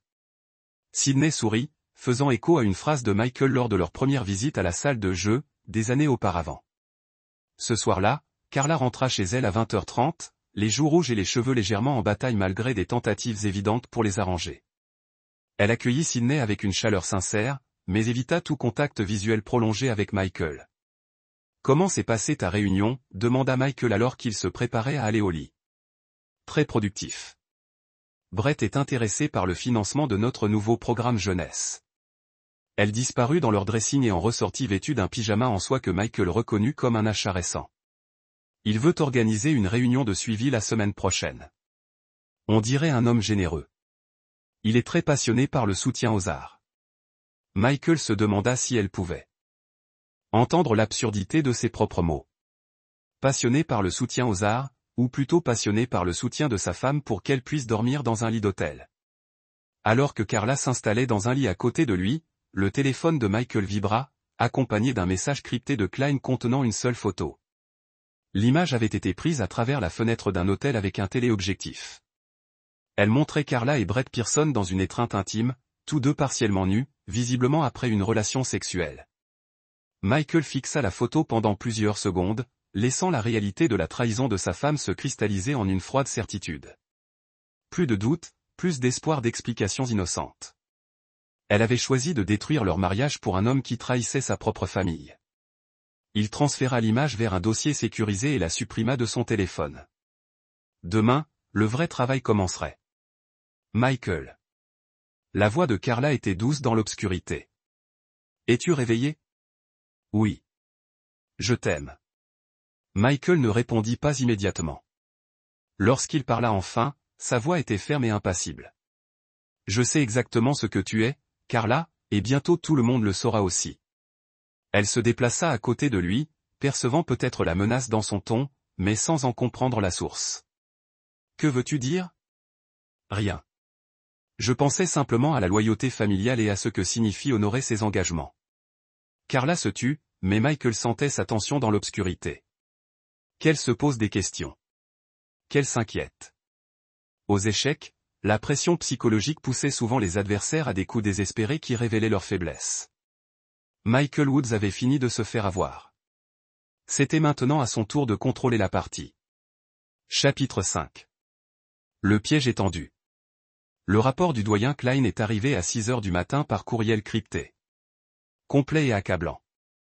Au cours de la semaine précédente, l'équipe de Klein avait documenté 17 rencontres distinctes entre Carla et Brett Pearson. Hôtel, restaurant, son atelier d'art après les heures de bureau, et même un week-end au lac Léman que Carla avait présenté comme une retraite solitaire pour trouver l'inspiration artistique. Les preuves financières étaient tout aussi accablantes. Carla avait progressivement transféré de l'argent de leur compte joint vers un compte courant séparé ouvert 3 semaines auparavant. Petit cela lui permettait d'échapper à la détection, mais le schéma était clair. Elle finançait une stratégie de sortie. Le plus intéressant était l'information sur Brett Pearson. Les recherches de Klein ont révélé un homme ayant des antécédents d'infidélité conjugale. Il avait eu 2 liaisons pendant ses 8 ans de mariage avec le docteur Allison Pearson, toutes 2 avec des femmes plus jeunes que lui, impliquées dans des organisations artistiques, soutenues par sa fondation. Le schéma suggérait un comportement prédateur plutôt qu'une véritable histoire d'amour. Votre femme n'est pas sa première cible, a noté Klein dans son résumé. Elle n'est que la dernière d'une série de femmes mariées qu'il a séduites en utilisant son travail de fondation comme couverture. Michael assimilait cette information pendant que Sidney prenait son petit déjeuner en discutant d'un tournoi d'échecs à venir. Son fils avait généralement une impression surréaliste, avec en toile de fond des trahisons avérées et des tromperies calculées. « Papa, tu n'écoutes pas », s'est plaint Sidney avec bonhomie. « J'ai dit que Madame Chan voulait m'inscrire au championnat d'État. »« C'est fantastique, mon pote », a répondu Michael en se forçant à se concentrer. « Tu t'es entraîné dur. Tu mérites cette opportunité. Veux-tu venir me voir si j'y arrive? Les examens finaux? Les chevaux sauvages ne pouvaient pas me retenir. » Sidney rayonnait, ignorant que son père planifiait simultanément la destruction de la vie secrète de sa mère. Michael avait passé la matinée à élaborer une stratégie pour démasquer les deux adultères tout en protégeant Sidney des pires conséquences. Après avoir déposé Sidney à l'école, Michael se rendit au cabinet du docteur Allison Pearson au Northwestern Memorial Hospital. Le service de chirurgie pédiatrique bourdonnait d'activité, infirmières, internes, parents inquiets serrant leur tasse de café dans les salles d'attente. Michael avait fait des recherches approfondies sur le docteur Pearson et connaissait son emploi du temps.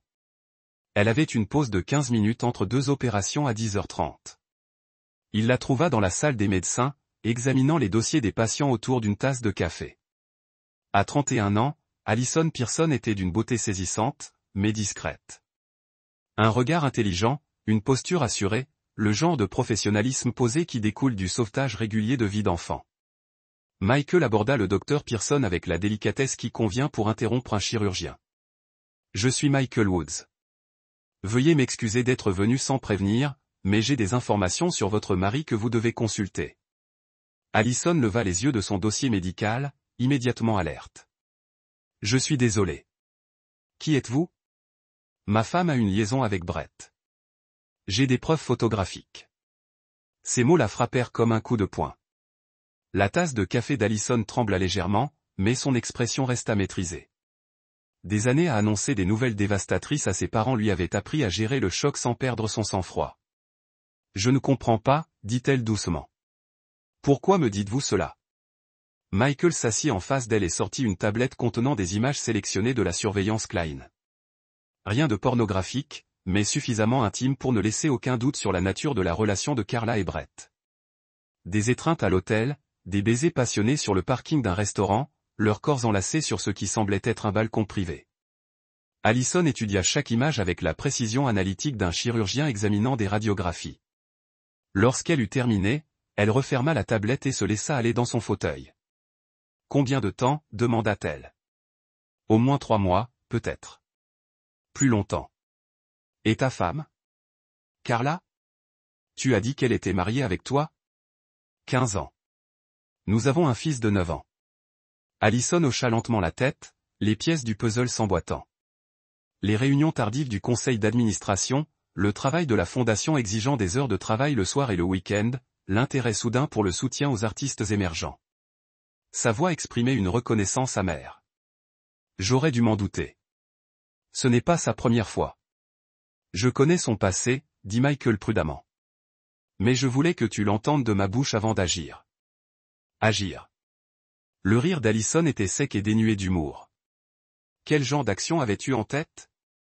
Michael se pencha en avant, sa voix baissant jusqu'à un murmure. Conspirateur.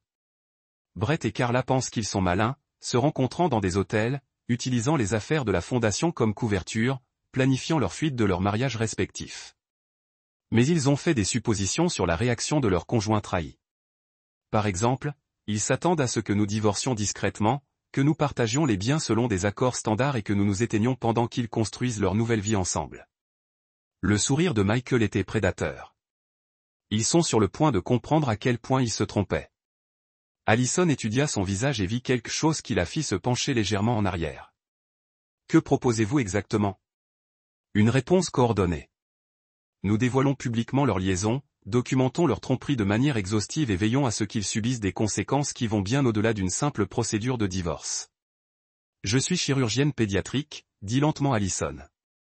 Je sauve des enfants. Je ne complote pas pour me venger.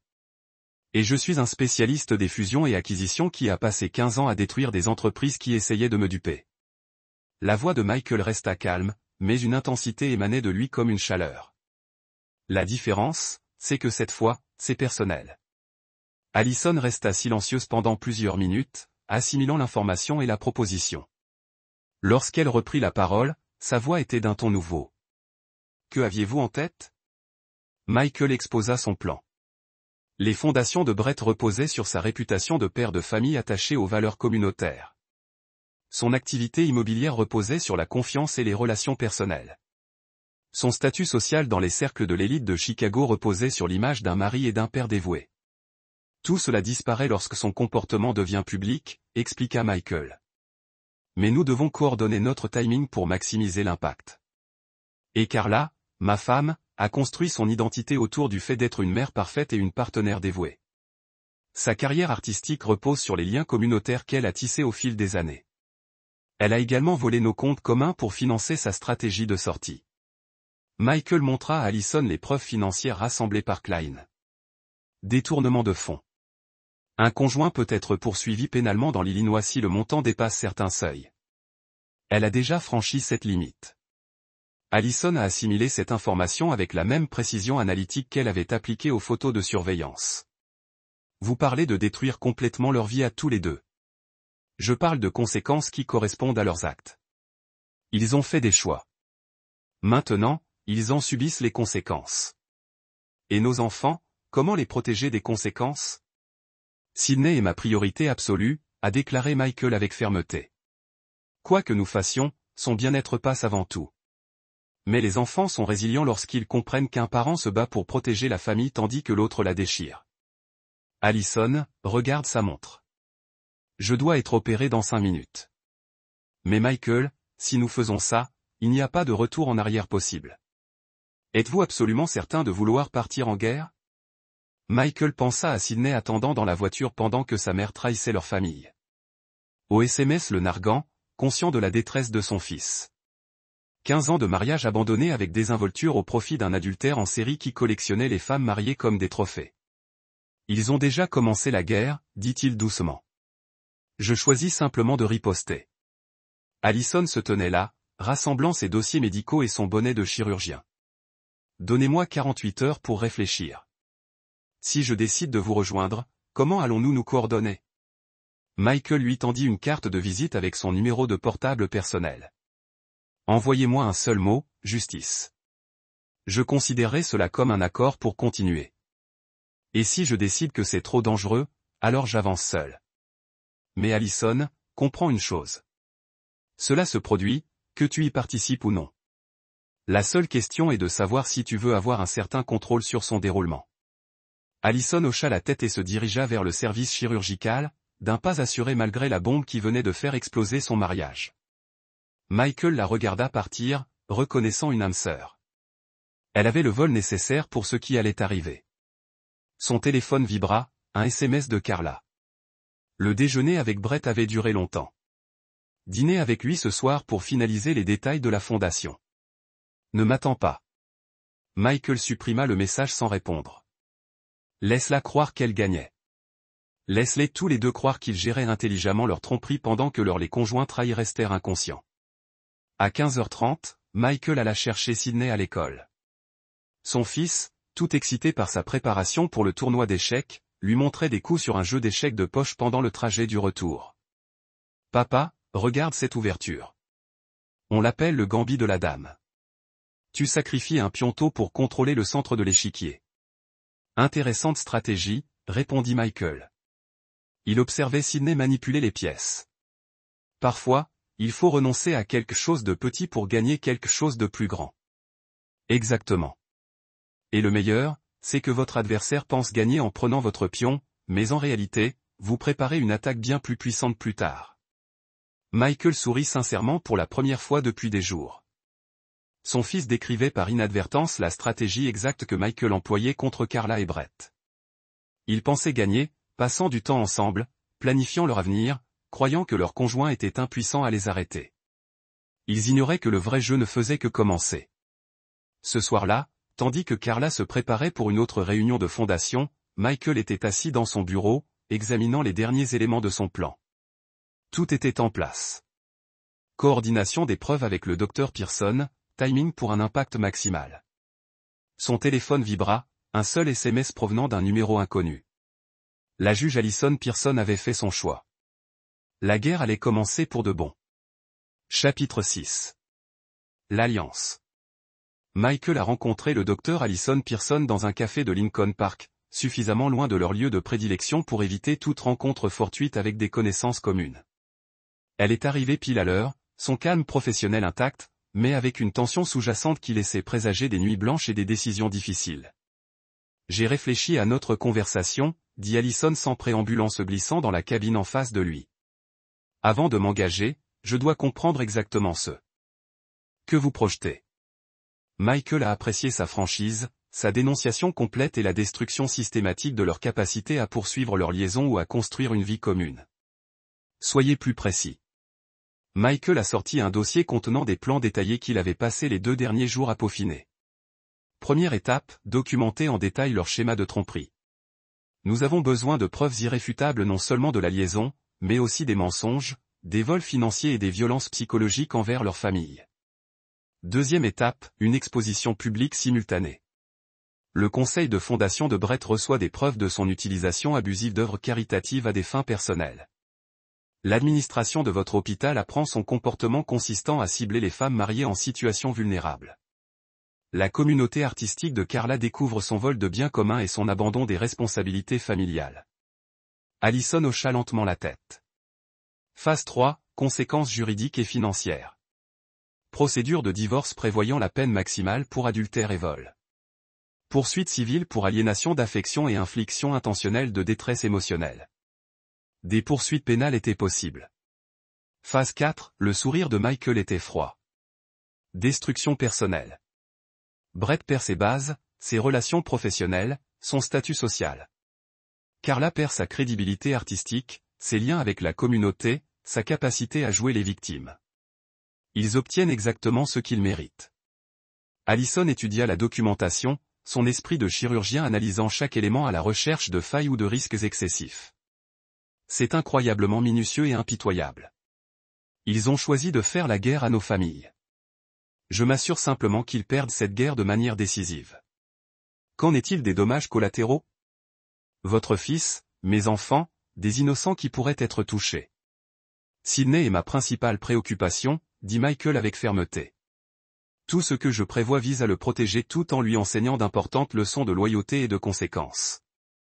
Vos enfants auront intérêt à apprendre la véritable nature de leur père maintenant. Plutôt que de le découvrir des années plus tard, alors que les dégâts sont encore plus graves. Alison resta silencieuse pendant plusieurs minutes, pesant des décisions qui allaient bouleverser de nombreuses vies. Lorsqu'elle reprit la parole, sa voix exprimait sa détermination. Je suis partante. Mais j'ai des conditions. Nommez-les. Premièrement, pas de violence physique. Nous les détruisons professionnellement et socialement, mais nous ne tombons pas dans l'agression ou l'intimidation. D'accord. Deuxièmement, nous protégeons les enfants avant tout. Si une partie de ce plan menace leur bien-être psychologique, nous le modifions ou l'abandonnons. Absolument. Troisièmement, nous documentons tout ce que nous faisons afin que, si la situation dégénère légalement, nous puissions prouver que nos actions étaient des réponses mesurées à leur trahison plutôt que du harcèlement. Michael respecta sa prudence. Une idée intelligente. Autre chose? Oui. Une fois ce sera terminé, nous ne deviendrons pas amis et ne nous soutiendrons pas mutuellement après. C'est une alliance tactique, pas une relation personnelle. Nous devons tous deux reconstruire nos vies séparément. Compris. Michael tendit la main par-dessus la table. Partenaire dans la justice. Alison la serra fermement. Partenaire dans la justice. Ils passèrent l'heure suivante. L'équipe de surveillance des clients avait identifié un schéma récurrent dans les réunions de Carla et Brett.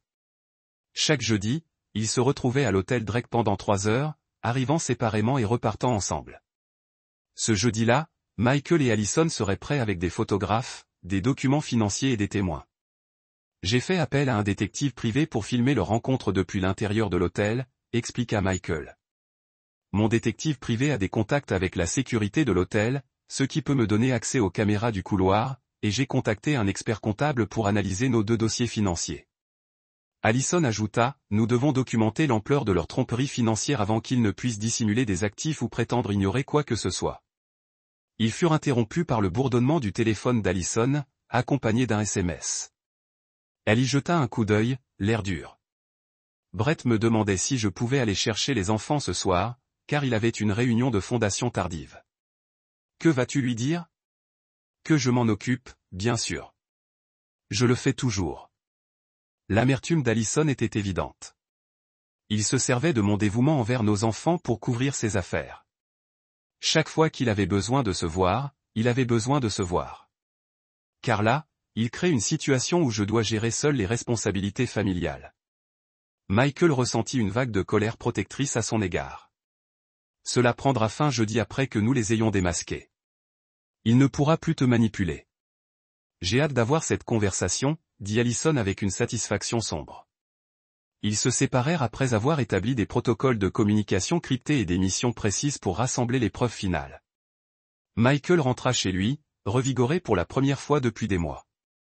Avoir un allié, surtout un allié aussi intelligent et déterminé que le docteur Pearson, redoubla sa confiance dans la réussite du plan.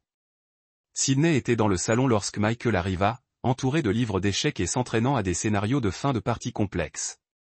La détermination de son fils à maîtriser le jeu rappela à Michael sa propre préparation obsessionnelle pour les batailles d'entreprise. « Comment se passe la préparation du tournoi ?» demanda Michael en s'installant à côté de Sidney sur le canapé. « Vraiment bien. J'ai appris cette incroyable technique de sacrifice où l'on abandonne sa dame pour forcer l'échec et mat en 4 coups. Vous voulez voir ?» Michael regarda Sidney démontrer la séquence tactique, émerveillé par la sophistication croissante de son fils. « C'est génial, mon pote. Parfois, le plus grand sacrifice mène à la victoire la plus décisive. Madame Chin dit que les échecs apprennent à anticiper 10 coups. Il faut anticiper les agissements de son adversaire et se préparer à toutes les éventualités. Elle a tout à fait raison. Les meilleurs joueurs d'échecs et les meilleurs joueurs ont toujours des plans de secours. Sidney hocha la tête sérieusement. Mot avec soin. Parfois, se protéger ou protéger sa famille exige une réflexion stratégique. L'important est de s'assurer que ses actions correspondent à ses valeurs et que l'on se bat pour les bonnes raisons. Donc, c'est normal d'être sournois si quelqu'un le fait avec toi en premier. C'est normal d'être malin quand on essaie de te faire du mal ou de faire du mal à ceux que tu aimes. Sidney semblait satisfait de cette réponse, retournant à ses études d'échecs. Mais Michael se demandait ce qui avait motivé cette question. Les enfants percevaient les tensions des adultes, même lorsque ces derniers se croyaient subtils.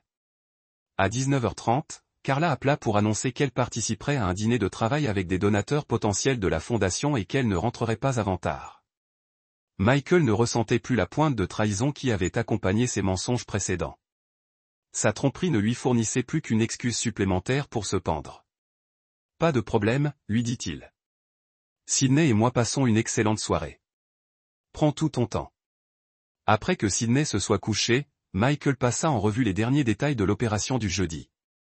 L'équipe de Klein serait déployée dans tout l'hôtel Drake avec plusieurs photographes et du matériel d'enregistrement. Le chef de la sécurité de l'hôtel, motivé par une somme importante, donnerait accès aux couloirs de service et aux caméras des ascenseurs. Plus important encore, Michael avait fait en sorte que le docteur Pearson rencontre par hasard Carla et Brett dans le hall de l'hôtel. La confrontation serait enregistrée, fournissant des preuves irréfutables de leur liaison tout en démontrant leur indifférence insensible envers leur conjoint trahi. Son téléphone vibra, un message d'Allison lui parvint. L'expert comptable judiciaire avait découvert 23 000 $ de virements non autorisés de vos comptes joints vers le compte privé de Carla. Il avait également découvert que Brett utilisait les fonds de la fondation pour payer des chambres d'hôtel et des repas au restaurant. Nous les avons accusés de multiples délits. Michael eut un sourire sombre. Les délits financiers entraînaient de graves conséquences juridiques et ajouteraient de la crédibilité à leurs accusations de tromperie systématique. Le conseil d'administration de la fondation n'aurait d'autre choix que de révoquer Brett immédiatement, et le fisc lancerait probablement sa propre enquête. Mercredi passa dans un tourbillon de préparatifs finaux. Michael maintint sa routine habituelle avec Sidney, ramassage scolaire, aide aux devoirs, dîner ensemble, tout en orchestrant l'opération de vengeance la plus complexe de sa vie. Cette dichotomie semblait surréaliste, mais appropriée. Il protégeait simultanément l'innocence de son fils et se préparait à briser les illusions qui menaçaient leur famille. Jeudi matin arriva avec une chaleur inhabituelle pour le mois d'octobre. Michael revêtit soigneusement son plus élégant costume, une armure pour la bataille à venir. Alors qu'il préparait le petit déjeuner de Sydney, son fils leva les yeux de ses céréales, l'air sérieux. « Papa, tu vas quelque part d'important aujourd'hui? Pourquoi demandes-tu ça? On dirait que tu te prépares à la guerre. » Michael marqua une pause, frappé par la perspicacité de son fils. Parfois, les adultes doivent avoir des conversations difficiles pour protéger leur famille. Comme lorsqu'il avait dit au père de Tommy Wilkins d'arrêter de harceler les enfants à la cour de récréation. Michael se souvint de cet incident de l'année précédente. Un père qui pensait que le comportement agressif de son fils était dû à des garçons comme des garçons, jusqu'à ce que Michael ait une conversation privée sur les limites et les conséquences appropriées. Quelque chose comme ça. Michael acquiesça. Parfois, il faut apprendre que nos actes ont des conséquences. Sydney hocha la tête solennellement. J'espère que cette conversation difficile se passera bien. Elle finira par se passer, lui assura Michael. Parfois, la vérité est dure à entendre, mais c'est toujours mieux que de vivre dans le mensonge. En déposant Sydney à l'école, Michael sentit le poids de la justice imminente s'abattre sur lui comme un manteau familier. Aujourd'hui, Carla et Brett apprendraient ce qui s'est passé lorsqu'ils ont choisi de trahir Michael Woods et le docteur Allison Pearson. Ils n'avaient aucune idée de ce qui allait arriver. Chapitre 7. La confrontation. Le lobby élégant de l'hôtel Drake a bourdonné de son mélange habituel de voyageurs d'affaires et de touristes riches. Michael se positionna derrière un pilier en marbre avec une vue claire des ascenseurs, portant des lunettes noires et une casquette de baseball pour éviter la reconnaissance. L'équipe de surveillance de Dean Klein a été dispersée dans toute la région. Un lisant un journal près du bureau de la concierge, un autre s'enregistrant au comptoir de réception, un troisième café infirmier dans le bar adjacent. À 13h47, Carla Silver Mercedes s'est arrêtée à la station de voiturier. Michael a regardé sa femme émerger, portant une robe noire qu'il n'avait jamais vue auparavant et portant un sac de nuit qui a fait serrer sa mâchoire. Elle s'est déplacée dans le hall avec un but confiant. Clairement familier avec une route vers les ascenseurs. Brett Pearson est arrivé 7 minutes plus tard dans sa Porsche d'argent. Suite à la même routine, il s'est enregistré sous le nom de Bill Patterson, assez proche de son vrai nom pour éviter la confusion, mais suffisamment différent pour fournir un déni plausible s'il est interrogé. Le greffier de bureau lui a remis une carte clé sans nécessité d'identification, ce qui suggère qu'il s'agissait d'un arrangement établi. L'écouteur de Michael a crépité avec la voix de Klein. Les deux sujets sont dans l'ascenseur se dirigeant vers le 8e étage. L'équipe 2 est en position dans le couloir de service. La première phase se déroulait parfaitement. Maintenant, le timing délicat requis pour la phase 2. À 14h15, le docteur Allison Pearson est entrée dans le hall de l'hôtel. Elle avait l'air magnifique dans un costume d'affaires sur mesure, sa confiance professionnelle qui attire l'attention des observateurs masculins et féminins. Elle s'est approchée du bureau du concierge et a parlé assez fort pour que les invités à proximité entendent. « Je rencontre mon mari Brett Pearson pour boire un verre.